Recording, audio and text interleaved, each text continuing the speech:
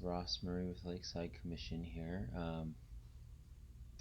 It has been a very trying couple of years for me,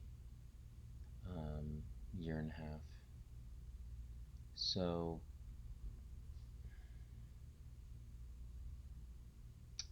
I was a caretaker for my parents for 4.5 years, and in the last year and a half, I lost my place in Oakland where I was living due to COVID, and I moved in with my parents. Lived there for a year and a half. My father died. Tomorrow will be 2 weeks, and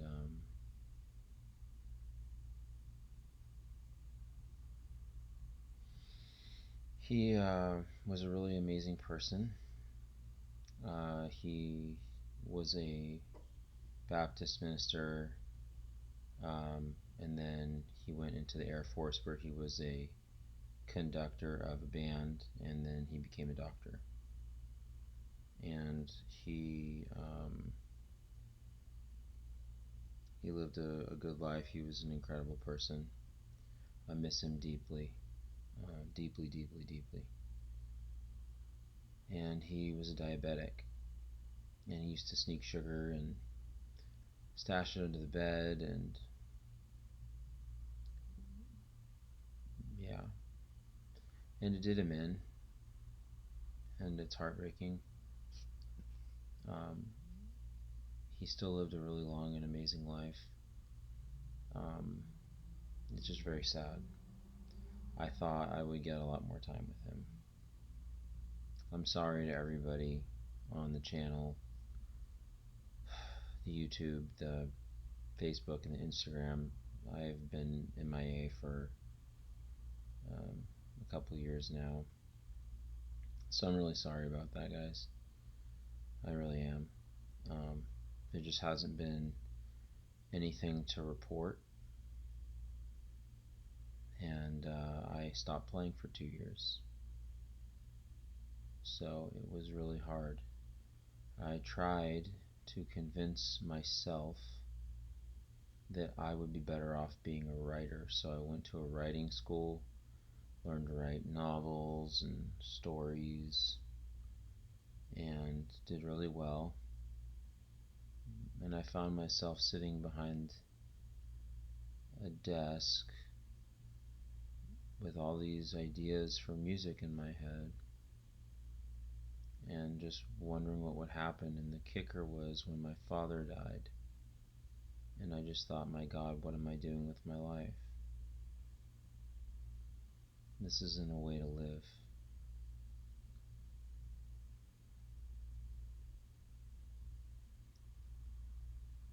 Yesterday I went to the first open mic I've been to anywhere out in 2 years, and I have been doing the song a day thing that Jason Mraz started doing like 20 something years ago. Fan of him, of course, and I think that him and the lead singer Dishwalla started doing that a really long time ago.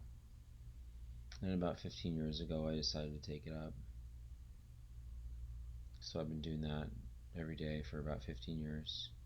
I got some real bad stinkers in there. But that's about 2,000 songs. And again, a lot of stinkers, but there's a lot of good ones too. A lot of nice ideas for structure.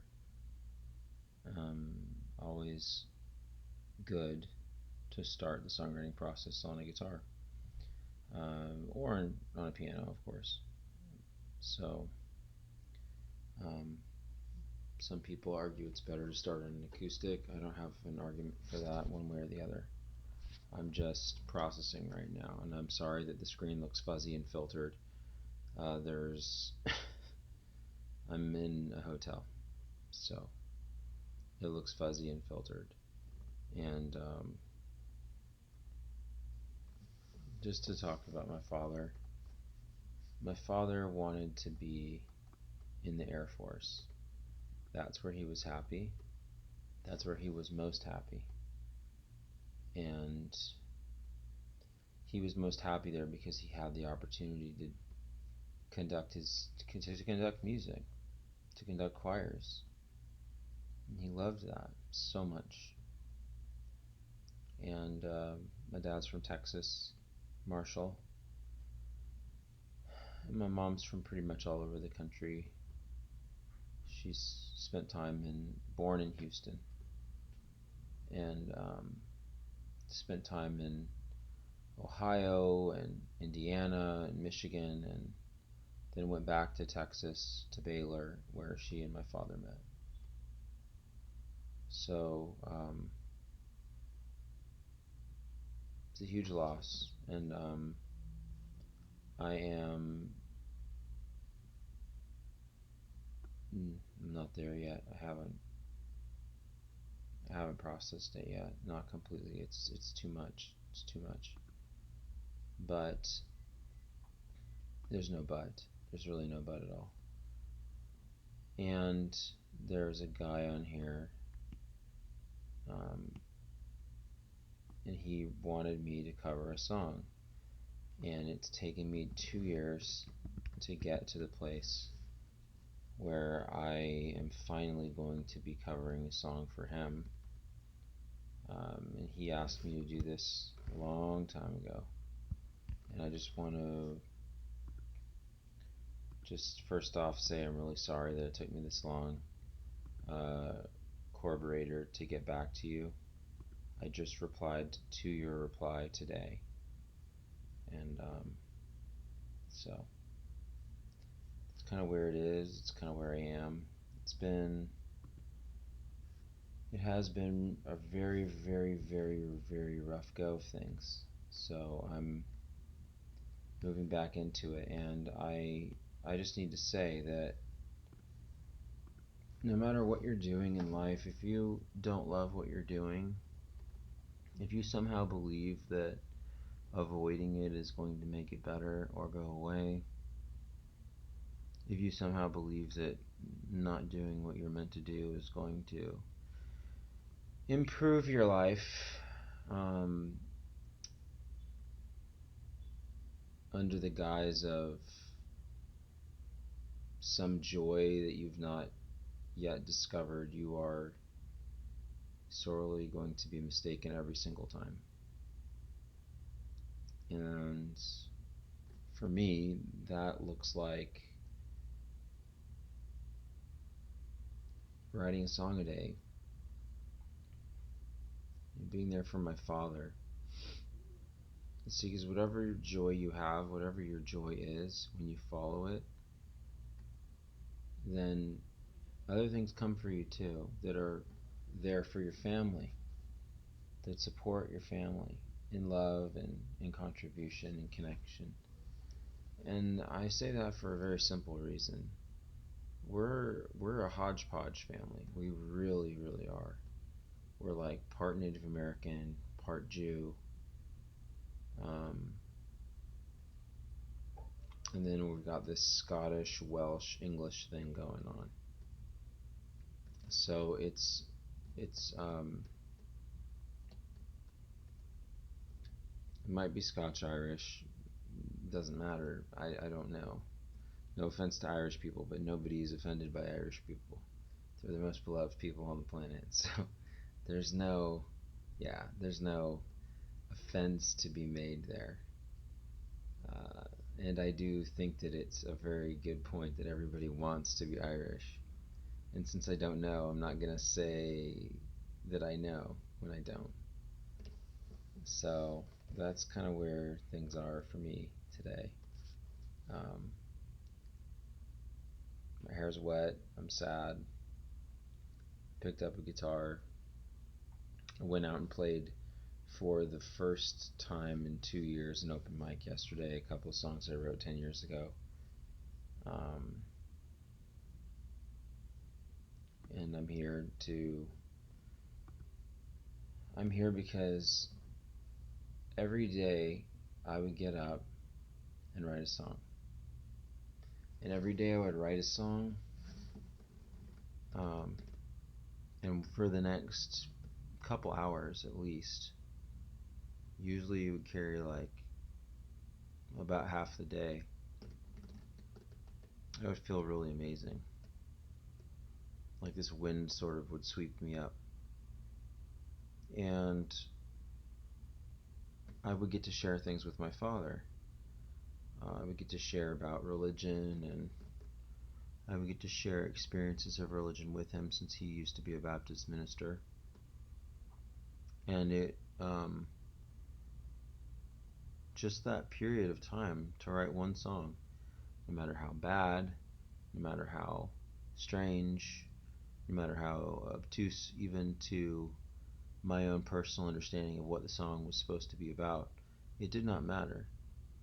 It made a huge difference in my life, in his life, in my mother's life, in our family's life. So when he passed, I just wept because I really wanted him to see me play a show. I really wanted him to see me just sit down and play an album for him that I wrote. And he didn't get to do that in that specific way. What he did get to do is hear me play every day for a year and a half. And when I would see him, usually within 10 minutes after finishing, he would come in with this huge smile on his face and he would say, "That sounds really, really good." Then I would go about my day. I would make my parents breakfast and or lunch, depending on the time that I would write it. And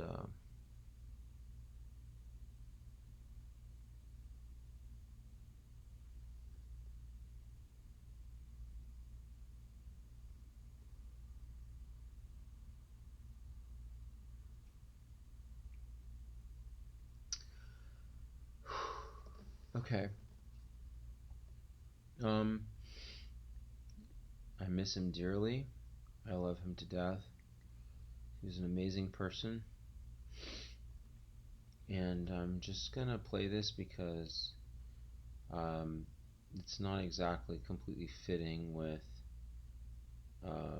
what we're discussing, but in terms of just getting up and writing the song, and since I'm doing it anyway, I should be sharing with you guys. This is who I really am. You know, I developed in writing school, I developed an ulcer. And you might ask how or why I developed an ulcer. And the answer is actually really simple. I developed an ulcer because I wasn't doing what I was supposed to be doing with my time, with my life. And I also, so I developed an ulcer, and there was a lot of stress involved in my life.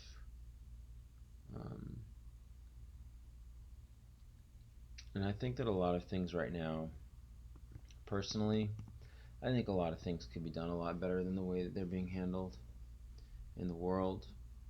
I think foreign relations are an absolute nightmare. I think that the way that other people are treating each other, particularly in the United States, is it's not beyond reproach, but it's just there are no words for how completely disappointed I am in how our nation has been flaunting this superiority over the rest of the world. And I know it's a cliche, and you don't have to backbite or leave negative anything if you listen. My family, they are almost half of them, in the people that they are, you know, believers in the military. My grandfather was in the military, my dad's dad, and my great uncle, um, my dad's uncle was in the Battle of the Bulge in World War II as a foot soldier carrying a Gatling. So it's not foreign to us. We're not against anything. But we believe that war is built upon and predicated in the distinction to help people when they can't help themselves. And right now, it seems, outside of a few places where there's immense conflict happening, and that is a separate topic because that's not related to what I'm discussing. I feel that there are a lot of really good people out there in general anyway.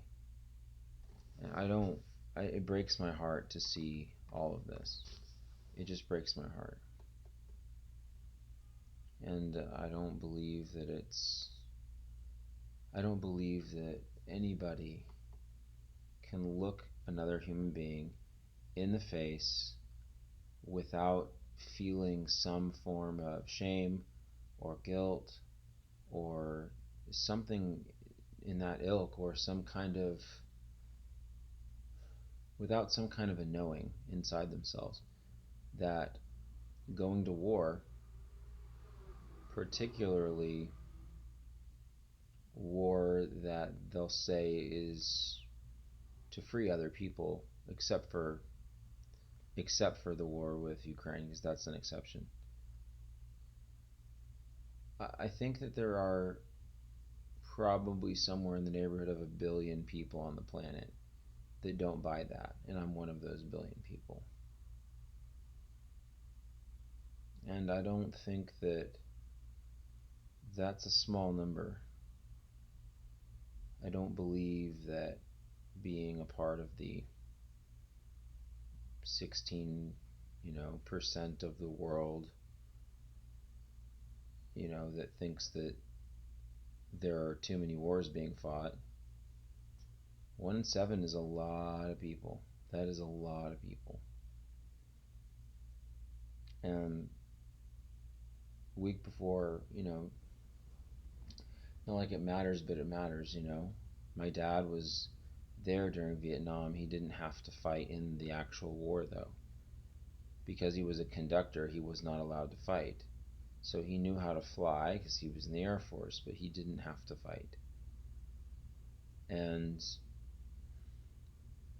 isn't it ironic, about a month before he died, I was watching the news with him, and he was looking at the TV and going,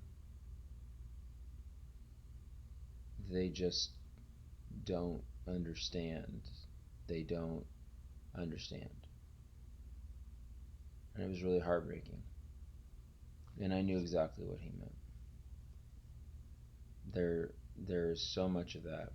And I'm sorry, I know. This is a really long video. It's going to take a really long time to upload. But I'm telling you because I haven't been here in a long time. And it needed to be said. A man who was a vet, just staring at the TV and going, they don't understand.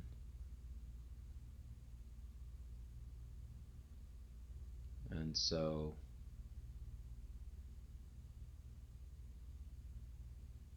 there's got to be a little bit of truth in that. And to that end, to that ilk, here's a cover.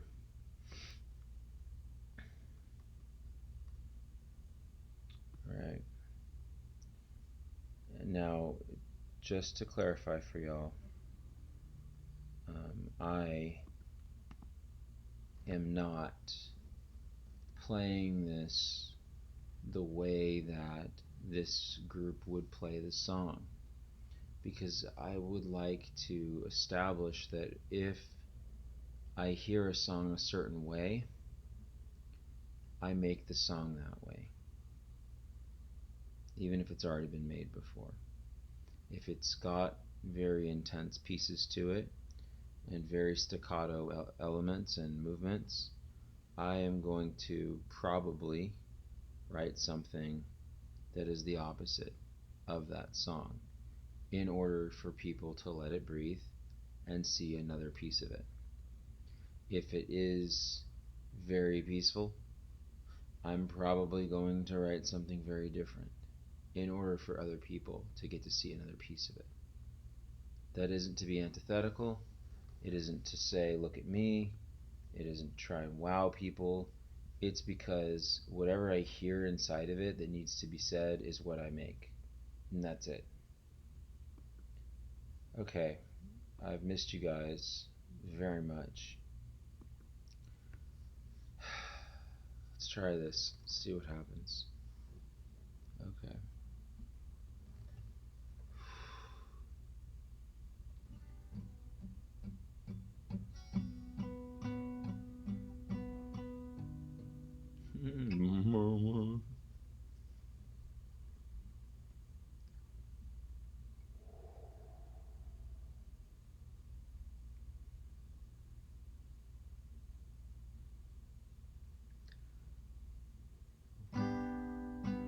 Why don't you ask the kids at Tiananmen Square was fashion the reason why they were there. They disguised it, hypnotized it, television they united.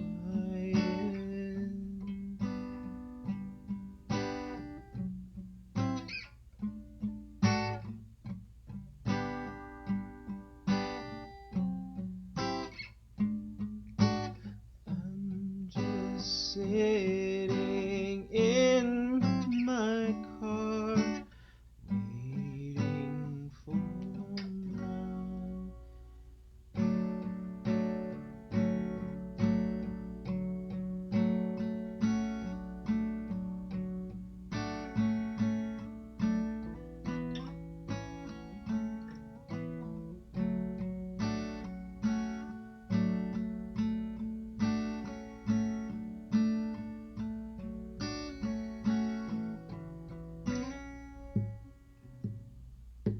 She's scared I'll take her away from there. Her dreams, her country, left with no one there. Miss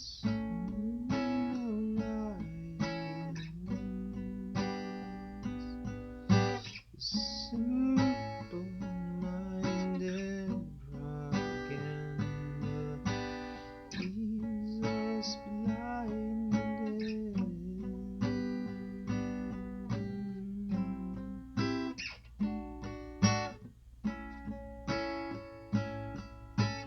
I'm just sitting in my car waiting for my. I'm just sitting in my car waiting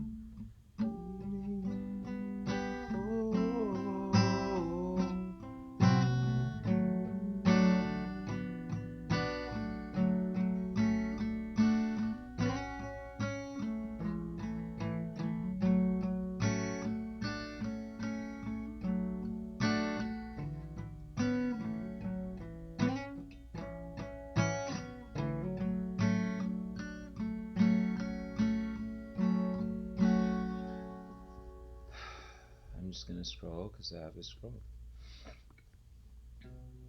I'm just sitting in my car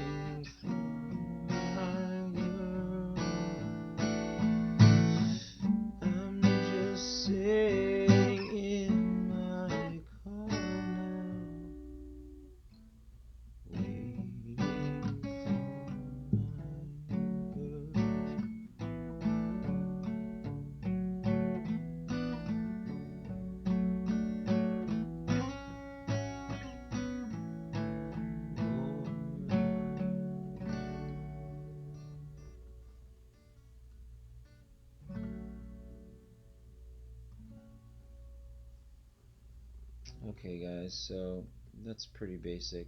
I hope that you could see that on the screen. Let's find out. Nope. Okay. Too late. Sorry, guys, but sometimes you just have to do it organic. You can't worry about perfection. Here, I'm just going to do the progression real quick so you can see it, okay? This is the end, but let's just go back. Okay. Then. Then.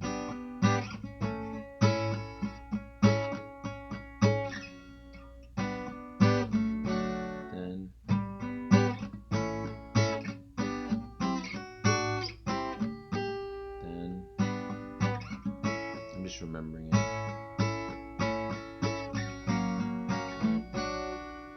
Then.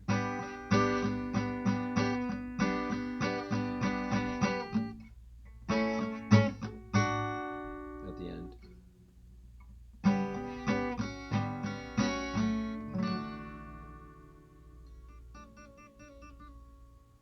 Okay, that's the song.